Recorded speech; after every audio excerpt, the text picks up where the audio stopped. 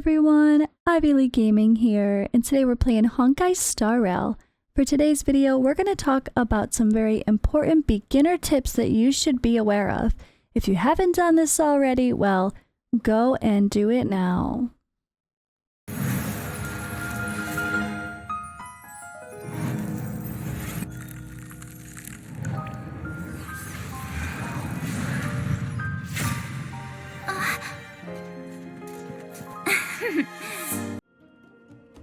One of the most important tips I can give to beginners is to make sure you're doing all of your side quests as you get them, and try to go back when you can to do those companion missions, because you actually get quite a lot of the currency that comes with each area. So okay, this is Herta Space Station. They have their own currency. Right now we are in Boulder Town on Horillo. Horillo's currency is... come on. Haha. The shields. So every world is going to have their own currency. World currency, like they just called it. And you're going to be able to get these amazing upgrades for your character, your Trailblazer, the Eidolons, and you don't want to go ahead and buy out anything else here. You want to focus all of your efforts on that, because you're going to get amazing rewards as you go just for spending. So by spending all 1,000 of those, we're going to get all of these other rewards anyway. And then after that, you can worry about gathering up probably these lovely experience and adventure logs, and then maybe the fragments as well for upgrading your relics. But I always focus on getting this first before moving on to the other things, and always go back to the shop. So you'll notice when you hit your map, you're gonna be able to see it's gonna have like pop-ups telling you that you should go to the shops. It's gonna have a little red dot that says like, you can use the currency, go use it. It knows I'm here right now, so that's not showing. But the same is gonna be true for let's see, for the space station. Again, like I showed you, this one here has its own special currency. That's how you obtain more of these as well. And it's going to continue on throughout the story in the different worlds. And you're going to be able to get, you can get gear, you can get resources. You're probably going to want to go all in for these materials too. But always first grab this, even if it means waiting until you've saved up enough. Like yesterday I had 800 of these bad boys, and now I have over 1,200. So because I think, I don't even know how I just did that. I pushed a little bit more of my adventure. I guess I got more. So now we're going to go ahead. We are going to buy this, confirmed. And then behind me here, you're going to see all this spending stuff that we can claim extra bonuses. So this is just one really important thing that you should try to get as a newer player while you're progressing. And it's going to help you not only improve your character, but get a ton of resources along the way. Now, on the topic of relics and purchasing stuff like this to improve your relics, you really want to be careful. Don't go crazy upgrading your relics too much early on. So, I mean, look at, this is like my little baby account right now still. I'm only on D2. I would not take these past like level 6 at the most. Just get like upgrade 3, you get an extra stat, and 6 you get another one. But you really don't want to go too crazy on level 2, 3, or 4 star gear. Definitely don't take anything to max. It's really just a waste of resources. I mean, luckily you can crunch them. So let's say if I want to enhance this one, I can... Let me grab one that's... Let me take it off the character first. Hold on. Alright, so I took that off the character, and you can see, like, this is a... I'm using a piece of gear. I'm on a blue piece of gear, trying to upgrade it with a blue piece of gear. This is a level 6. It only gets me to level 5. So you can tell you're losing a little bit of experience along the way. At least you don't lose it completely. You can at least crunch old bad gear that you leveled up and wasted some resources on. But there is a little bit of diminishing returns. So don't go too crazy wasting all of your upgrades for stuff that's not worth it. Another tip is to make sure you're ascending your characters that are part of your core team. No, I've kind of extended my core team. I'm being a little bit risky with my resources, but try to pick like your 4, 5, 6 at most champions, or sorry, characters that you're rotating out and using for your core team.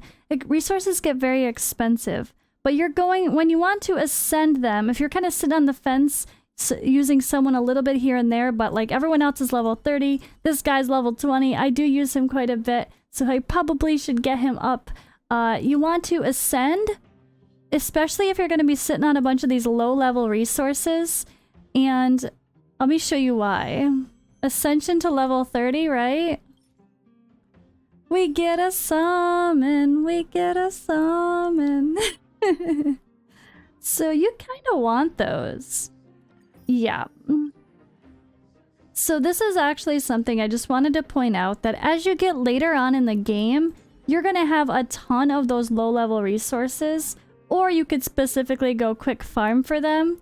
And if you get to the point where you can easily level up people, or you're using more, okay, like Su Sheng, I might not be using her right now, but it doesn't take too much to level her up. But okay, this actually is a lot for me right now because I don't have a lot at this point.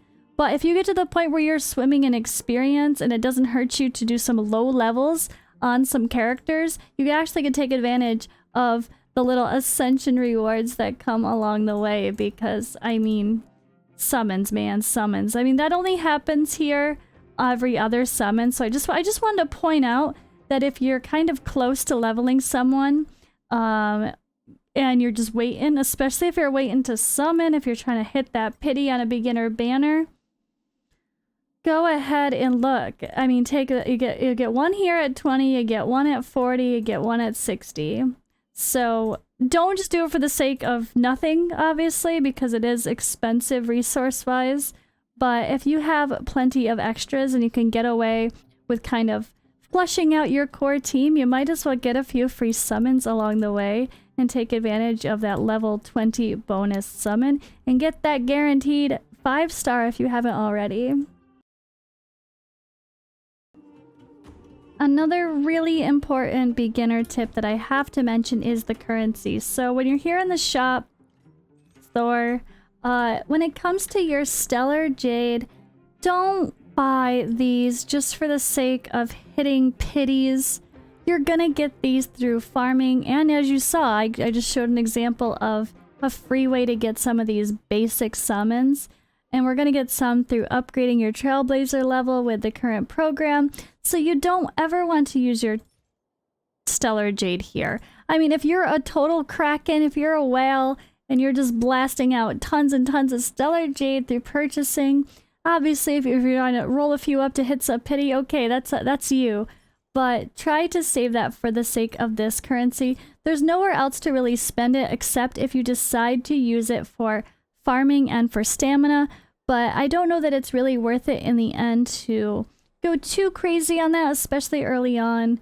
You're going to want to be farming for higher level gear, and I don't think it's too hard to farm for gear in this game. They do give you some stamina, I mean, Trailblaze power refills as well as you go with some of the rewards, so you don't need to go crazy or worry about wasting your Stellar Jade, especially if you're trying to flesh out your roster or get dupes of important characters for those Eidolons.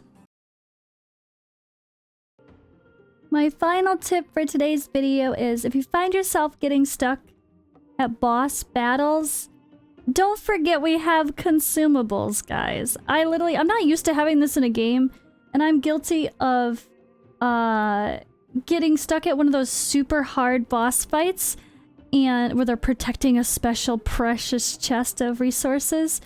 And instead of just grabbing a dang consumable, improving some stats or something, what do? I go and try to level up all my characters and maybe be a bit wasteful just because I'm desperate to improve, instead of taking my time and make sure I'm improving things logically. I was trying to rush through, and you don't want to do that. You have these special resources here, use them. There's obviously healing, but there's more than just that. There is improvements to things like defense, there's recovering technique points, there's boosting to healing in your battle, there's increase of defense to all allies in battle. You can go ahead and just make these. And so this is beyond just ones you'll get. You can synthesize these here at any time once you unlock that as well. So if there's something you need, like if you're going into battles and you're just getting hit a little bit hard, maybe you grab one of these, you just put on or you consume one of these right before the next battle to make sure you have an increased defense. Or maybe you're bringing in a healer like, well, Natasha or Bailu, and you want to increase their healing for the next battle. Don't forget we have consumables. Use them. You kind of have to anyway. There's going to be achievements that make you use them. Synthesizing materials is going to give you achievements, and sometimes it's part of the dailies anyway, so take advantage of it. Don't forget that's there, and don't go wasting upgrade materials just to desperately push through for one battle. But hope these tips were helpful, guys. I'll try to randomly put out more that I haven't already talked about for future videos, but that's all for now. I'll see you in the next one.